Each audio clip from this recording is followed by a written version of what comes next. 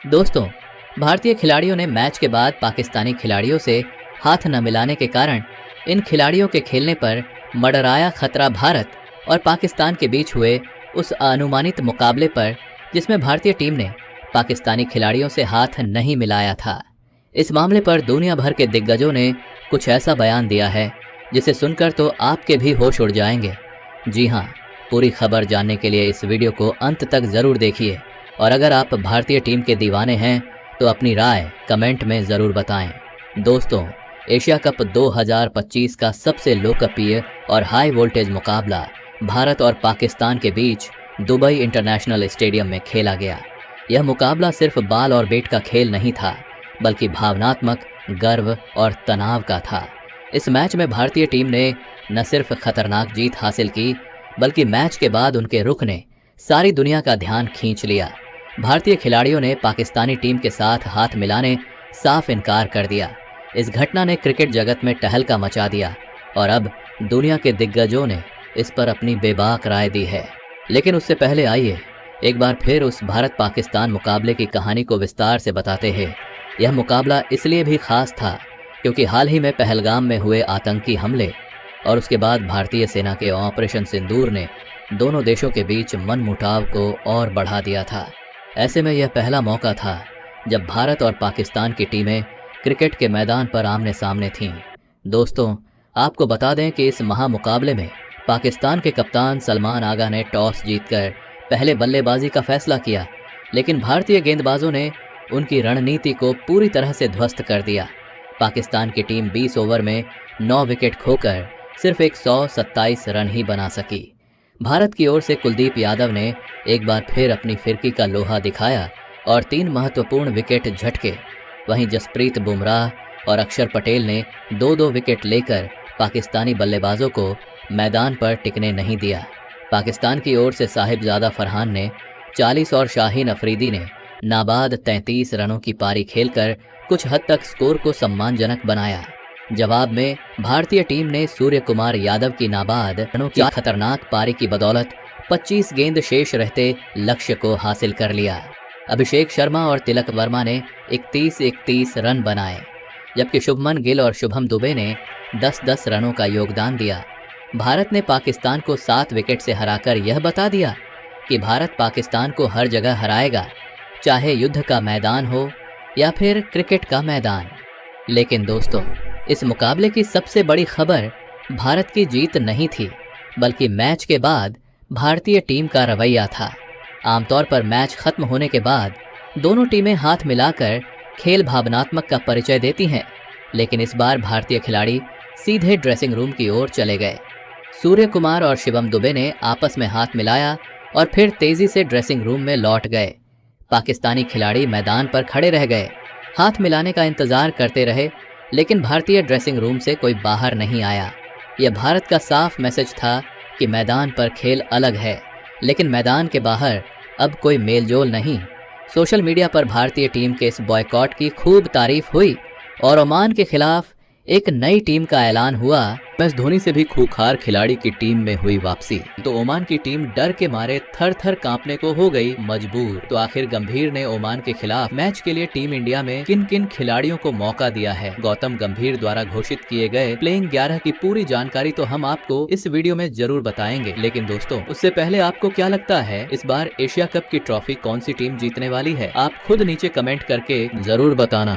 तो दोस्तों, जैसा कि आप सभी को पता ही है कि 14 सितंबर को इंडिया का मुकाबला पाकिस्तान से खेला गया। दोस्तों, भारतीय टीम ने अपने एशिया कप के पहले मुकाबले में यूएई को सिर्फ 59 पर ऑल आउट करके सिर्फ 4 ओवर में मैच को जीता था। लेकिन दोस्तों, एशिया कप में जो सबसे ज्यादा मजेदार और रोमांचक मुकाबला होता है वह होता है भारत और पाकिस्तान का धमाकेदार मुकाबला। आपको बता दें कि भारत और पाकिस्तान के बीच मुकाबला 14 सितंबर को तो हुआ। भारत पाकिस्तान के मैच का इंतजार क्रिकेट के हर फैंस को रहता है। लेकिन दोस्तों, लोगों के मन में सवाल यह भी है कि आखिर यूएई और पाकिस्तान को हराने के बाद खिलाड़ी को आराम और आखिर खिलाड़ी को टीम इंडिया की कौन से खिलाड़ियों को प्लेइंग 11 का मिलने वाला है। दोस्तों, पाकिस्तान के खिलाफ मैच से पहले ही हेड कोच गौतम गंभीर ने सभी साथ बड़ी बैठक की और काफी आत्ममंथन के बाद उन्होंने कप्तान सूर्य कुमार यादव के साथ मिलकर ओमान के खिलाफ नए प्लेइंग 11 का ऐलान कर दिया है। तो गंभीर द्वारा घोषित किए गए टीम में किन किन खिलाड़ियों को मौका मिला है, वीडियो को अंत तक जरूर देखिएगा, हम आपको पूरी जानकारी बताएंगे। दोस्तों, गौतम गंभीर ने पाकिस्तान के खिलाफ जिस प्लेइंग 11 की घोषणा की, एक युवा और आक्रामक सलामी बल्लेबाज हैं जो अपनी विस्फोटक बल्लेबाजी के लिए जाने जाते हैं। जब भी मैदान में आते हैं बॉलर्स की लाइन रहा कर देते हैं। आईपीएल में सनराइजर्स हैदराबाद के लिए उनके प्रदर्शन ने सभी का ध्यान खींचा है। अभिषेक की ताकत है उनकी तेज शुरुआत देने की क्षमता। वह पावर प्ले में बड़े शॉट्स खेलकर विपक्षी गेंदबाजों पर दबाव बनाते हैं। अभिषेक का एशिया कप में ओपनिंग करना भारत के लिए एक बड़ा हथियार साबित हो। अभिषेक शर्मा अभी T20 रैंकिंग में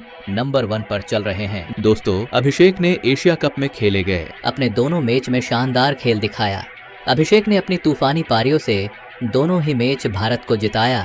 अभिषेक आते पहले ओवर और पहली बाल से अटैकिंग मूड में खेलते हैं। अभिषेक यह नहीं देखते क्या सामने वाला बॉलर कौन है। दूसरे सलामी बल्लेबाज के रूप में संजू सैमसन को चुना गया है। संजू एक होनहार विकेट कीपर बैट्समैन है जिन्होंने अपनी आक्रामक और स्टाइलिश बैटिंग से सभी को प्रभावित किया है। वह पावर प्ले और डेथ और में तेजी से रन बनाने और गेंदबाजों पर हावी होने की क्षमता रखते हैं। संजू की विकेट कीपिंग में भी चुस्ती देखने को मिलती है और वह स्टंपिंग और कैच लेने में माहिर है। दोस्तों, संजू सैमसन की मौजूदगी प्लेइंग 11 को लचीलापन प्रदान करती है क्योंकि वह जरूरत पड़ने पर मिडिल ऑर्डर में भी बल्लेबाजी कर सकते हैं। संजू की फॉर्म और निरंतरता हमेशा चर्चा का विषय रहे। इस टूर्नामेंट में वह अपनी प्रतिभा का पूरा प्रदर्शन करने के लिए बेताब होंगे। संजू सैमसन ने साल 2024 में T20 में लगातार 2 शतक लगाकर सुर्खियां बटोरी थीं। ओमान के खिलाफ नंबर 3 पर कप्तान सूर्य कुमार यादव बल्लेबाजी करेंगे। सूर्या T20 के नंबर 1 मैनों में से एक है। जैसा कि पहले बताया गया, सूर्य कुमार की 360 डिग्री बल्लेबाजी उन्हें T20 फॉर्मेट में खतरनाक बनाती है। वह स्कूप,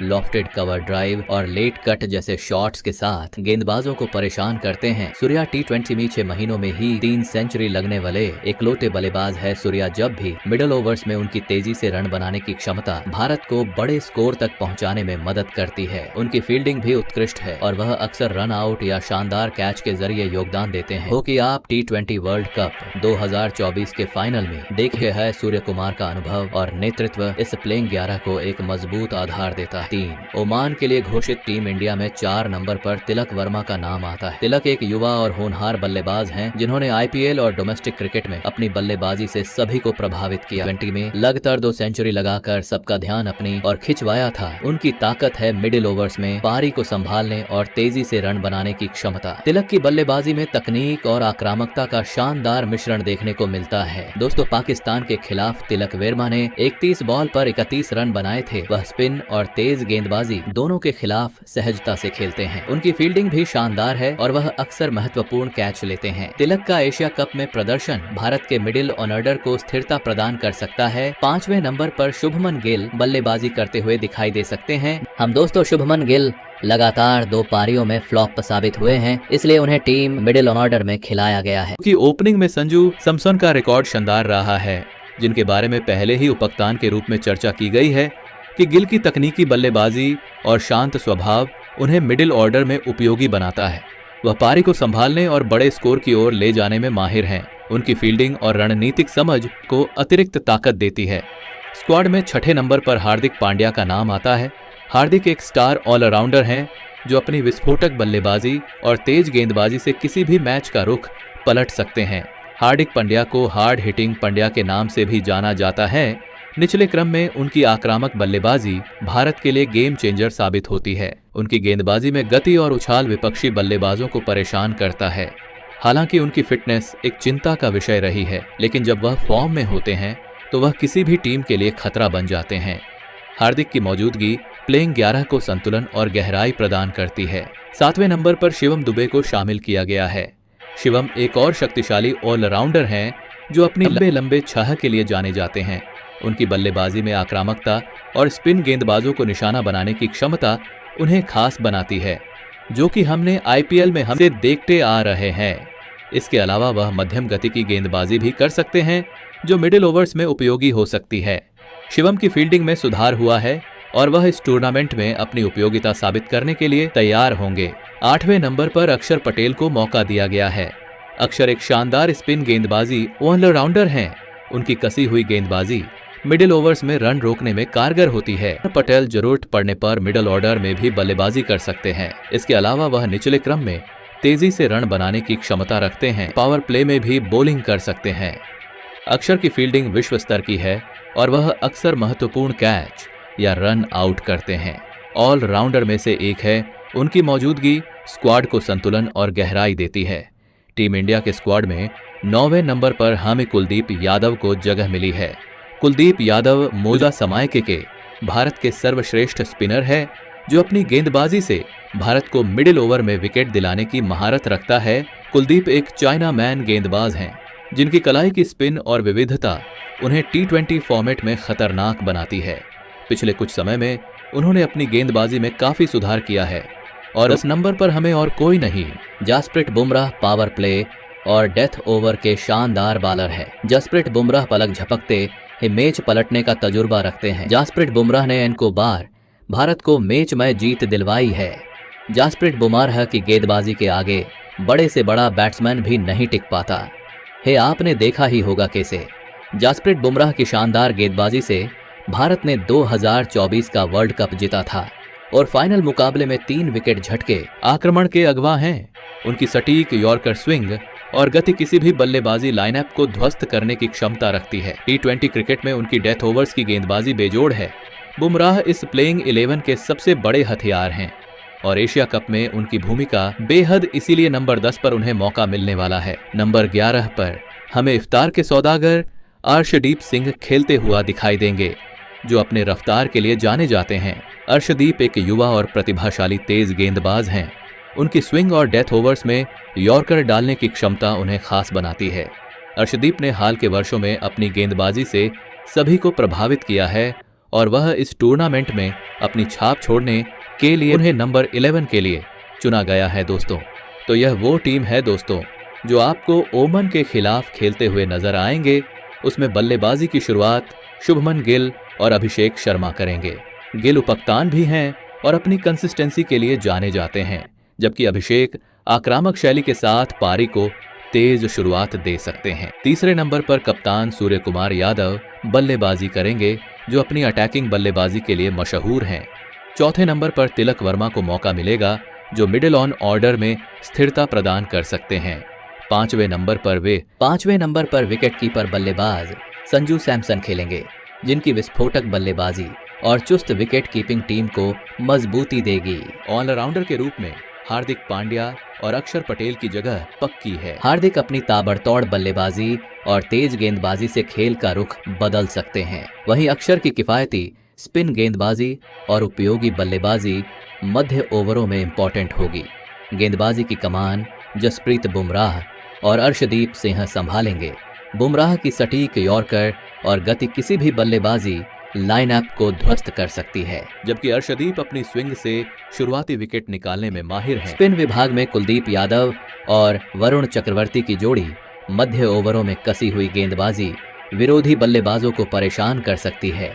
गंभीर ने इस संतुलित प्लेइंग 11 के साथ रणनीतिक दृष्टिकोण अपनाया है, जो कि ओमान के खिलाफ रोमांचक महामुकाबले में खेलते हुए दिखाई देने वाली है। दोस्तों, गौतम गंभीर द्वारा घोषित किए गए इस प्लेइंग 11 में एक से बढ़कर एक खूंखार बल्लेबाज मौजूद है, जो अपनी तूफानी बल्लेबाजी के दम पर किसी भी पल मैच को पलटने की क्षमता रखते हैं। वहीं टीम इंडिया की गेंदबाजी भी काफी ज्यादा मजबूत है। हमने आपको गंभीर द्वारा ऐलान किए गए पूरे प्लेइंग 11 को बता दिया है। 11 अनुभव, युवा जोश और बहुमुखी प्रतिभा का शानदार संगम है। सूर्य कुमार यादव और शुभमन गिल की कप्तानी और उपकप्तानी में यह टीम एशिया कप में शानदार प्रदर्शन करने की पूरी क्षमता रखती है। बल्लेबाजी में गहराई, गेंदबाजी में विविधता और फील्डिंग में चुस्ती इस स्क्वाड को एक मजबूत दावेदार बनाती है। तो दोस्तों, हमने आपको भारत और पाकिस्तान के मैच के साथ साथ हेड कोच गौतम गंभीर द्वारा घोषित किए गए प्लेइंग 11 और टीम इंडिया के पूरे स्क्वाड को भी अच्छे से समझा दिया है। लेकिन दोस्तों, अब आपको क्या लगता है, गौतम गंभीर ने पाकिस्तान के खिलाफ जिस प्लेइंग 11 का ऐलान किया है, क्या वह टीम इंडिया को इस मुकाबले में जीत दिला पाएगी या फिर नहीं? आप खुद नीचे कमेंट करके बताइए और ऐसी ही नई नई वीडियो के लिए हमारे चैनल को जरूर सब्सक्राइब करिए। धन्यवाद।